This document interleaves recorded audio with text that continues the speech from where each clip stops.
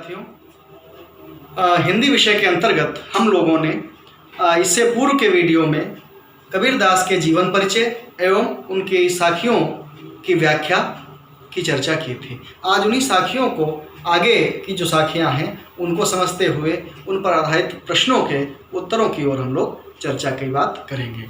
तो आइए जो अगली साखी है उनकी चर्चा हम लोग कर लेते हैं। पहले उनके अर्थ को समझ लेते हैं और फिर उन पर आधारित प्रश्नों की ओर हम लोग चलते हैं। तो आज की जो पहली साखी है जो लिखा हुआ है, दीपक दिया तेल भरी बाती दई अघट पूरा किया बिसाहुणा बहुरी न आवो हट। प्रिय बच्चों, जैसा कि मैंने आपको शुरुआत में बताया था कि जो उनकी कविता है, कबीरदास की रचनाएं हैं, इनमें प्रतीकात्मक शैली के रूप में जो सांसारिक प्रतीक हैं उनके द्वारा आध्यात्मिक जगत की बात कही गई है। यही उनका रहस्यवाद है, यही उनकी विशिष्टता है और यही पर उनके जो भाव हैं हमें समझ में आते हैं। देखते हैं, दीपक आप जानते हैं, दिया देना, तेल जानते हैं, बाती जो दीपक में बत्ती जलती थी, अघट का अर्थ हुआ अ माने नहीं, घट माने घटने वाली, जो घटने वाली नहीं, अक्षय। पूरा किया बिसाहुणा, ये जो बिसाहुणा आया है इसका मतलब है लेन देन, क्रय विक्रय, ट्रेडिंग, व्यापार विनिमय। बहुरी दोबारा, हट का अर्थ हुआ है हाट, बाजार, मार्केट। अब इसकी व्याख्या समझ लेते हैं। कबीरदास जी ने यहाँ पर गुरु की कृपा से प्राप्त ज्ञान के प्रभाव को स्पष्ट करते हुए कहा है कि गुरु की कृपा की जब हमारे ऊपर होती है तो हमें जब ज्ञान प्राप्त होता है तो उसका प्रभाव क्या रहता है। देखिए, दीपक दिया तेल भर, गुरुदेव ने हमारे शरीर रूपी दीपक में, देखिए रूपक बनाया है यहाँ पर, शरीर रूपी दीपक काहे का है, शरीर का। इसमें तेल काहे का भरा हुआ है, प्रेम का, जो ईश्वरीय प्रेम है, जो ईश्वरीय अनुराग है, उसका तेल हमारे अंदर भरा हुआ है। बाती जो उसकी बत्ती है, वर्तिका है, अघट न घटने वाली, और ज्ञान रूपी बाती है। तो आप समझ लीजिए, जो हमारा शरीर है ये दीपक है, जो हमारे अंदर ईश्वर के प्रति अनुराग है वो तेल है, और जो बाती है वो क्या है, ज्ञान की बाती है।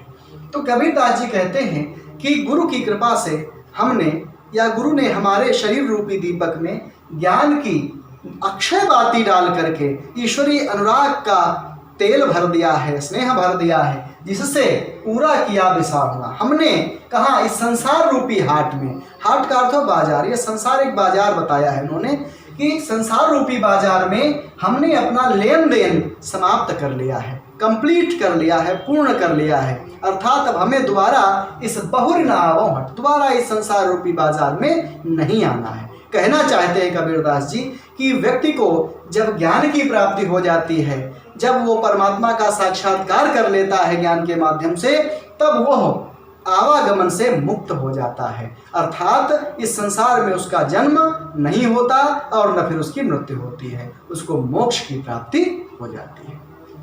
यहाँ पर पंचमेल खिचड़ी भाषा है, आपको मालूम होना चाहिए, और जो दोहा छंद है इसमें रूपक अलंकार है। प्रश्न इसके कैसे बन सकते हैं कि कबीरदास जी का ये दोहा जो है इसमें इसका प्रसंग लिखिए, तो प्रसंग आप लिखेंगे कि यहाँ पर गुरु प्रदत्त ज्ञान की महिमा या ज्ञान के प्रभाव का वर्णन किया गया है, अथवा कह दिया गया कि इस पंक्ति अंडरलाइन जो कर दिया गया, अर्थात रेखांकित पंक्ति की व्याख्या कीजिए। तो पूरा किया बिसाहुणा बहुर नावो हट, हमने इस संसार रूपी जो बाजार है उसका सारा लेन देन समाप्त कर लिया है, अब हमें इस संसार रूपी बाजार में दोबारा नहीं आना है। अर्थात जो व्यक्ति ज्ञान प्राप्त कर लेता है, ज्ञान की प्राप्ति हो जाती है, यथार्थ ज्ञान, जो सच्चा ज्ञान है, ईश्वरीय ज्ञान है, उसको मोक्ष की प्राप्ति हो जाती है। तीसरा प्रश्न ये बन सकता है कि यहाँ पर कबीरदास जी किस प्रकार मोक्ष की प्राप्ति की बात करते हैं, कबीरदास जी मोक्ष की प्राप्ति की कैसी बात करते हैं। तो आप कैसे लिख सकते हैं या लिखेंगे कि व्यक्ति कबीरदास जी ज्ञान के प्रभाव से, ज्ञान के द्वारा व्यक्ति के मोक्ष की बात करते हैं। इस प्रकार से इस पर प्रश्न बन सकते हैं। अगला दोहा है, बूढ़े थे परिउबरे गुरु की लहर चमनकी और भेरा देखा जर्जरा उतरी परे फरंकी। बूढ़े थे परिउबरे, बूढ़ना डूब जाना, उबरे निकल गए, गुरु की लहर, लहर आप जानते हैं चमक, चमकने वाली, भेरा, भेरा का अर्थ है यहाँ पर ये भेरा जो लिखा है इसका अर्थ होता है एक छोटी सी नाव, बेड़ा जिसको कहते हैं, बनाया जाता था। जर्जरा जर्जर कमजोर, उतरना, फरंग की तुरंत कूद पड़े। यहाँ पर भी गुरु के अनुग्रह की चर्चा की गई है। गुरु के द्वारा प्राप्त जो ज्ञान है उसके प्रभाव की बात यहाँ पर कही गई है। तो बूढ़े थे पर उबरे, कबीरदास जी कहते हैं कि हम इस संसार रूपी सागर में कहाँ डूबे जा रहे थे? संसार की मोह मायाओं में, वासनाओं में डूबने ही वाले थे, परंतु पर उबरे निकल आए। कैसे? गुरु की लहर चमकी, गुरु के ज्ञान की कृपा रूपी जो लहर है वो एकदम जैसे हमारे अंदर प्रकट हुई, वैसे ही हमें ज्ञान प्राप्त हो गया और हम डूबने से बच गए। तो क्या ज्ञान प्राप्त हुआ? भेरा देखा जर्जरा। हमने ये शरीर रूपी जो हमारा बेड़ा था, जिस पर हम सवार थे, आत्मा हमारी सवार थी, वो जर्जर प्रतीत हो गई, क्योंकि हमें ज्ञान प्राप्त हो गया। तो हमें मालूम हो गया कि ये शरीर नश्वर है, उतरी पड़े फरक। और जैसे ही हमको ये ज्ञात हुआ कि हमारा शरीर नश्वर है, क्षणभंगुर है, जर्जर है, कमजोर है, नष्ट हो जाने वाला है, वैसे ही हम उस शरीर को की मोह से, शरीर के मोह से अलग हो गए, अर्थात हमने शरीर का मोह त्याग दिया और यथार्थ ज्ञान को प्राप्त कर लिया। तो यहाँ पर कबीरदास जी ने गुरु की कृपा से जो ज्ञान प्राप्त है उसके द्वारा यथार्थ की परिज्ञान की बात कही गई है। फिर समझ लीजिए, कबीरदास जी कहना चाहते हैं कि हम इस संसार रूपी सागर में डूबने ही वाले थे कि गुरु की कृपा की लहर अचानक चमकी, जिसके कारण हमको ज्ञान प्राप्त हुआ कि हमारा जो शरीर है, हमारी जो नौका है वो जर्जर है, कमजोर है, जीर्ण शीर्ण है, इसलिए हमने उस शरीर रूपी नौका का मोह छोड़ दिया। यहाँ पर कबीरदास जी ने संसार से जो मुक्ति प्राप्त करने का साधन क्या बताया है? वो गुरु की कृपा के ज्ञान की कृपा बताया है। तो गुरु की जो ज्ञान की कृपा होती है तब व्यक्ति संसार के सागर, संसार के यथार्थ से जो है परिचित हो जाता है। एक प्रश्न बन सकता है, प्रसंग तो आ ही सकता है, संदर्भ आ सकता है कि प्रस्तुत पंक्तियां हमारी पाठ्यपुस्तक कबीर दास की साखियों से ली गई हैं, जिसके रचनाकार संत कवि कबीरदास जी हैं। फिर भेरा देखा जर्जरा का आशय स्पष्ट कीजिए। तो भेरा का अर्थ है, यहाँ पर भेरा का वैसे अर्थ होता है छोटी सी नौका या बेड़ा, यहाँ पर शरीर रूपी नौका की बात कही गई है। जर्जर जीर्ण शीर्ण, तो हमारा शरीर क्षणभंगुर है। इस यथार्थ को कबीरदास जी ने गुरु की कृपा की लहर से समझ लिया। उतरी पड़े फरंगी, अब तुरंत वहां से उतर पड़े। इस प्रकार से इसकी व्याख्या आप लोग देख लेंगे। है चिंता तो हरिनाम की और न चिंता दास, जे किछ चितवै राम बिन सोई काल की पास। अब यहाँ पर ईश्वरीय चिंतन की बात कही गई है। कबीरदास जी ये सच्चे सेवक या सच्चे भक्त की परिभाषा बताते हैं कि जो व्यक्ति ईश्वर का सच्चा भक्त है वो सदैव ईश्वर का ही चिंतन करता रहता है। तो पहले इसके अर्थ को समझ लेते। चिंता, चिंतन करना, हर ईश्वर, नाम, नाम का अर्थ नाम, दास सेवक, कुछ चितमय चिंतन करें, राम बिन ईश्वर के बिना। ये बात समझ लीजिए, यहाँ पर बार बार मैंने बताया भी है कि जो कबीरदास के राम हैं वो निर्गुण राम हैं, दशरथ पुत्र वाले नहीं। तो ईश्वर की बात कही गई है। काल, काल का अर्थ है मृत्यु, पास का अर्थ है जाल और बंधन, दोनों चीजें हैं।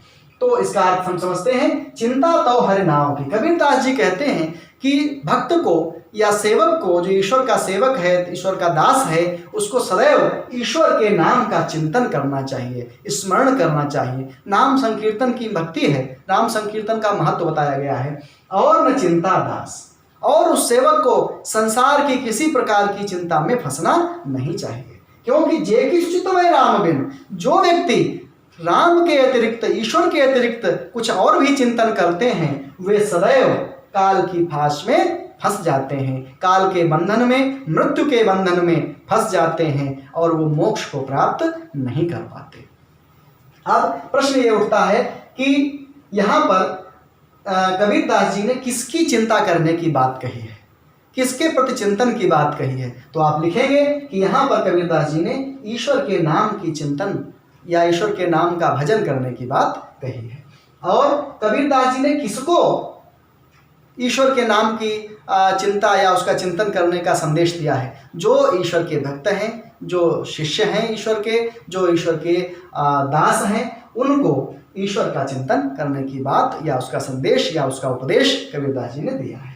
कबीरदास जी ने किनको काल के बंधन में बंधने वाला बताया है, ये प्रश्न भी उठ सकता है या पूछा जा सकता है। तो कबीरदास जी ने उनको काल के बंधन में बंधने का पात्र बताया है जो ईश्वर के अतिरिक्त अन्य चीज़ों का चिंतन करते हैं, सांसारिकता का चिंतन करते हैं, मोह माया में फंसे रहते हैं। जे किछु चितमय राम बिन। तो यहाँ पर कबीरदास जी ने भक्त के या दास के लिए एक संदेश दिया है या उसकी सच्ची परिभाषा बताई है कि जो व्यक्ति ईश्वर के नाम के अतिरिक्त कुछ चिंतन करता है वो काल के बंधन में फंस जाता है, मृत्यु के पाश में फंस जाता है, और व्यक्ति को ईश्वर के अतिरिक्त किसी चीज़ की चिंता नहीं करनी चाहिए।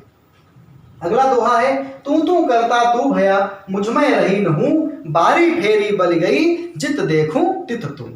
यहाँ पर ईश्वर की जो एकनिष्ठ भक्ति है, असीम भक्ति है, उसका दिग्दर्शन कबीरदास जी ने कहा है, दिखाया है। तू करता तू भया, तू करना, ईश्वर के नाम का स्मरण करना, ईश्वर को पुकारना, लगातार सतत ईश्वर का चिंतन करना, उसको बुलाना। तू भया अर्थात उसी में खो गया, मुझ में रही न हूं। यहाँ पर हूं का जो अर्थ है, इसका अर्थ है घमंड, गर्व, अभिमान, और सारा अभिमान समाप्त हो गया। बारी फेरी का अर्थ हुआ आवागमन, कहाँ से? ईश्वर के यहाँ से संसार में आना और फिर वहां पर जाना। बलि गई का अर्थ हुआ जल गया। जित देखूं तित तू, और जिधर दिखाई देता है, जिधर देखता हूं उधर तू, अर्थात ईश्वर का ही दर्शन होता है। अब यहाँ पर इसकी व्याख्या हम लोग समझ लेते हैं। कबीरदास जी ईश्वर के स्मरण की बात की, जो सतत स्मरण की बात करते हुए कहते हैं कि हे परमात्मन, हे ईश्वर, मैंने आपका इतना स्मरण किया, इतना आपको पुकारा कि मैं आप में ही खो गया हूँ, मैं आप में हो गया हूँ। अब मेरा सब कुछ आपका हो गया है, मेरे अंदर अहम का सारा भाव गायब हो गया, तिरोहित हो गया, मुझ में रही न हूँ। मेरा सारा घमंड, सारा अहंकार नष्ट हो गया है, समाप्त हो गया है। उसके परिणाम स्वरूप क्या हुआ? बारी फेरी बल गई। जब मेरा अहंकार समाप्त हो गया, मन निर्मल हो गया, तो मेरा सारा जो सांसारिक वासनात्मक भाव था वो समाप्त हो गया, जिसके परिणाम स्वरूप मेरा आवागमन इस संसार से जल गया, अर्थात मुझको मोक्ष की प्राप्ति हो गई। अब जिधर मेरी दृष्टि जाती है, जित देखो, मेरी दृष्टि जिधर जाती है उधर आपका ही दीदार होता है, आपके ही दर्शन होते हैं। इस प्रकार से कबीरदास जी ने अपने एकनिष्ठ भक्ति का परिचय यहाँ पर दिया है। अब प्रश्न क्या बन सकता है? कबीरदास जी का अभिमान कैसे समाप्त हो गया, ये प्रश्न पूछा जा सकता है। तो कबीरदास जी ने कहा कि ईश्वर का सतत स्मरण करने से व्यक्ति या दास या भक्त उसी में अपने को विलीन कर देता है, और जब ईश्वर में व्यक्ति विलीन हो जाता है तो उसका सारा अहंकार, सारी विषय वासनाएं, सारी सांसारिकता समाप्त हो जाती है। बारी फेरी बली गई का क्या अर्थ है, यह प्रश्न पूछा जा सकता है। या इस पंक्ति का आशय स्पष्ट कीजिए, इसको अंडरलाइन कर दिया गया, रेखांकित कर दिया गया, तो आप लिखेंगे कि ईश्वर के सतत स्मरण से व्यक्ति का आवागमन इस संसार में समाप्त हो जाता है, उसको मोक्ष की प्राप्ति हो जाती है, मुक्ति की प्राप्ति हो जाती है। क्योंकि जब ईश्वर मिल जाता है तो उसके बाद कुछ भी पाना शेष नहीं रहता। पाना पाकर तुझे कुछ और भी पाना न रहता शेष है, ये भी एक जगह कहा गया है। इस प्रकार से आप इसके प्रश्नों के उत्तर लिख लेंगे।